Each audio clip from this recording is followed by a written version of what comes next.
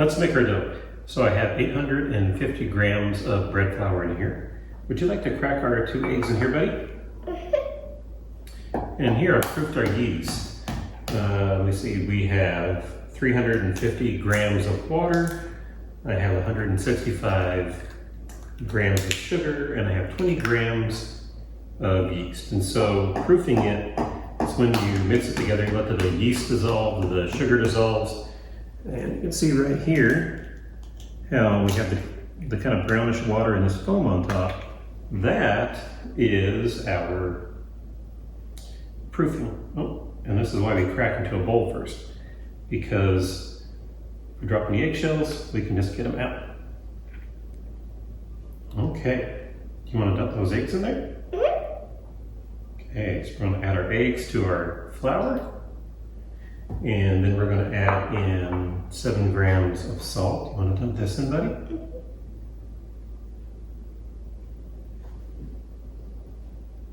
Oh, there's a little bit left in there. And then we have some melted butter. It's 1 stick of butter, so 113 grams. There's a little chunk left in there. We'll wipe that out. So you want that to be soft or melted, it doesn't matter which one. And to that, we're going to add our yeast that's been proofed. That's the water, the sugar, and the yeast will dissolve. So we'll dump this in.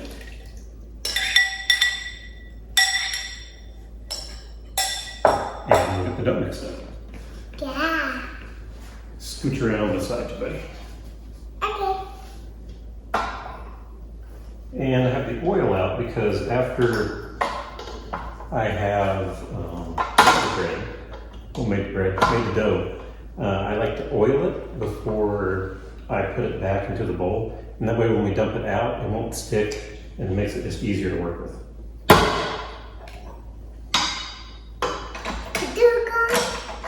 Load it up. Good job, buddy. Big muscles.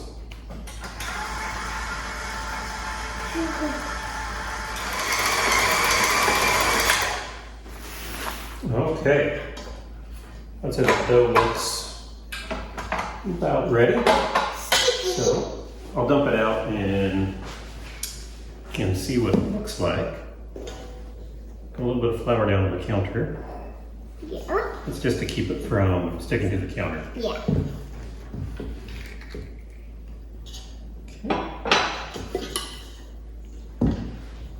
You can kind of see around the sides how it's a little stuck. I'll use just a little bit of flour to get that loose. And that's also why I like to oil the bowl, because after it rises, if I don't, when I dump it out, I'm going to have that same problem. It's just kind of stuck onto the sides. And you're going to end up losing a little bit of your dough. Pseudo clean. I'll put a little bit of oil in the bowl. And you can use vegetable oil. This is actually olive oil. As it cooks, you won't taste any olive flavor. But just some oil to keep it from sticking. And as I'm kneading it, it's very smooth. It kind of springs back. There's no lumps. Nothing is clumping. And it has a good kind of elasticity to it. So this will be ready. And go from there and toss it to get some oil on it. We will cover it, and this is probably going to take about 45 minutes to an hour to double in size. And at that time, we'll roll it out into a big flat sheet, and we will put cinnamon sugar on it. Sound good, bud? Okay. See you in about an hour. Our dough is risen, so it's time to roll this out and mix up our filling. So I'm going to roll it out to something that's 24 inches wide by 18 inches. And I want the 24 inch to be facing towards me because we're going to roll it up into a 24-inch log. And it makes it a lot easier to cut it on the counter, especially with the helper, if it's towards you. So the 24-inch will go this side.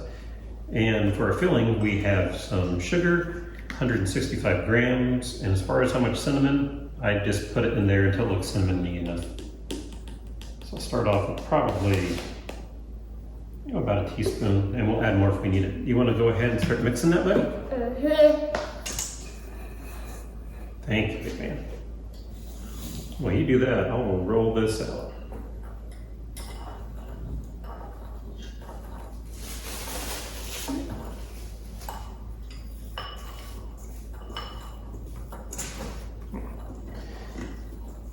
Smell that dough. It didn't come out completely clean, but came out a lot cleaner than if we wouldn't have had it boiled. Get that out of our way. And after I dump it out, I like to kind of knead it a little bit. That's just to knock all the air out of it. And knocking the air out, that will allow it to roll out more evenly. And it's going to also change the texture of the dough a little bit. Okay.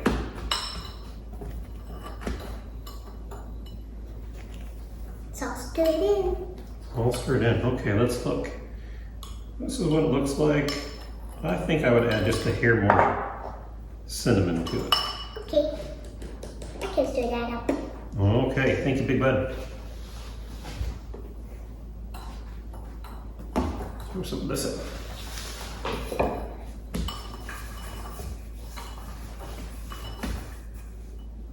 Okay, we have this rolled out. We are 24 inches by 18 inches. And you might be wondering why I have some vinyl upholstery thread and no scissors. Well, this is actually going to be our scissors. This is the easiest way to cut any kind of a cinnamon roll or something like that. I'm going to start by greasing my pan.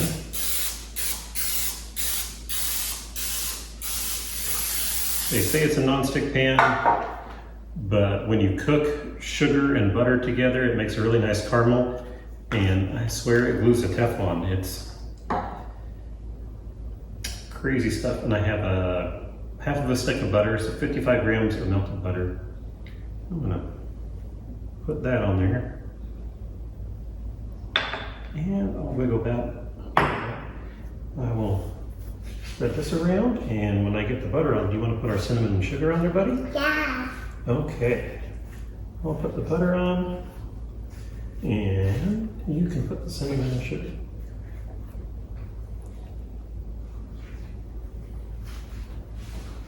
Okay, want to put the cinnamon and sugar on? Mm-hmm. Sprinkle it on the top and cover it up.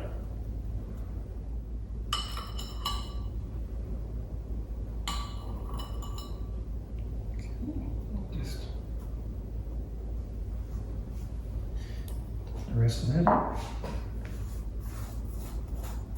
That looks good, buddy. You did a great job. Thank you. All right, well, let's roll it up. As I'm rolling it up, I don't want to roll it up where it's super tight. If I wind it up really, really tight as the bread expands, it's going to like pop the top up, and we'll have like a little cone and there'll be nothing at the bottom.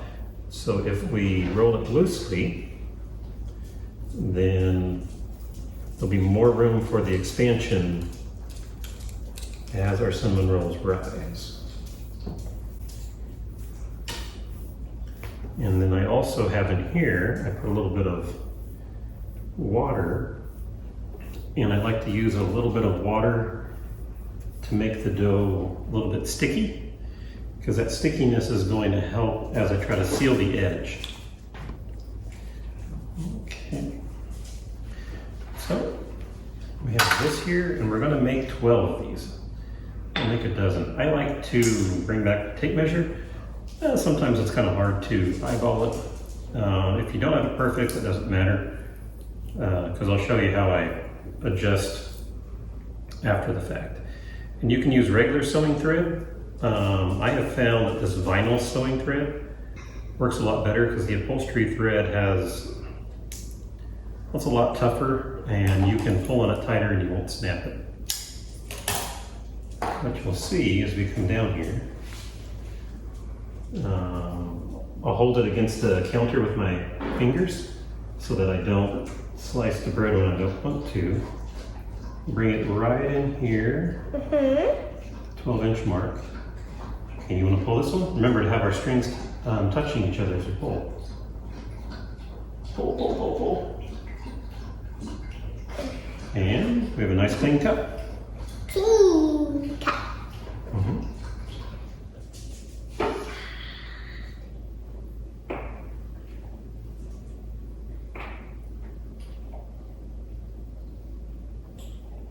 All right. With those cut, we'll just put them in here. And as you can see, some of these are a little bit different heights and sizes, and that's okay. What I will do is I will just, I'm actually going to kind of pat the top until it is all about the same height. And some of these will get bigger, of course, as it rises. But this will make it all kind of rise somewhat evenly. I'll cover this with some plastic wrap. We'll let it rise till it's double and we'll bake it. So we'll see you when these are done. Well, our cinnamon rolls have about doubled in size. You can see they kind of all puffed up some. Our oven has been preheated to 350 degrees, so we're going to pop them in. I'm going to cook it for about 25 to 35 minutes, depends on your oven and how much they rise. I go generally about 30 minutes. Let's put it in.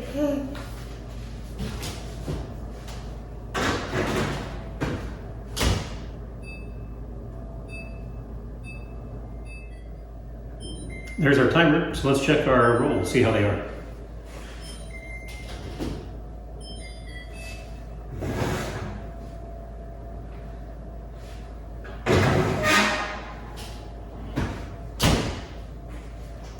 Okay. They're nice and golden brown on the top. Let's take a little temperature reading. Oh wait. I found sometimes they look a little bit brown, but they're actually be a little doughy on the inside. If you check it, if we're over 190 degrees, it should be fully cooked and it won't be doughy. Also with these, the sugar and the butter, they're kind of melt together and make a wonderful caramel. The problem is they will glue themselves to the pan and you will not get it out once it cools. So what I want to do is I'm going to take a cooling rack and put it on top and put these over. There we go. Even though it kind of stuck a little bit. And now I'll put over and our cinnamon rolls won't be stuck. We're going to need to let these cool down before we frost it, because if you try to frost them warm, it's just going to melt and run over everything. So when they're cool, I'll bring Caleb back. He's having a shower right now. And when they're cool, we'll put some brown butter frosting on them, and then they will be ready for breakfast in the morning. These are all cool. I have the brown butter frosting made, so let's frost them. You ready, buddy? Okay. So get a scoop and put it on the top and kind of lightly pull it across. Good job. It's just like that. Across. Get some more. Yeah, we'll put it on here and we'll just lightly pull it across. Don't forget to get the sides too. Okay.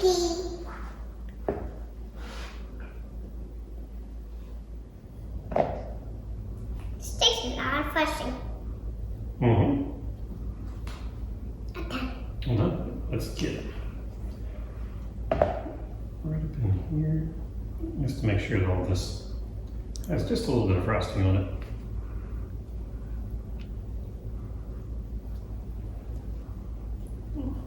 Okay. Do you want to taste the frosting? Yeah.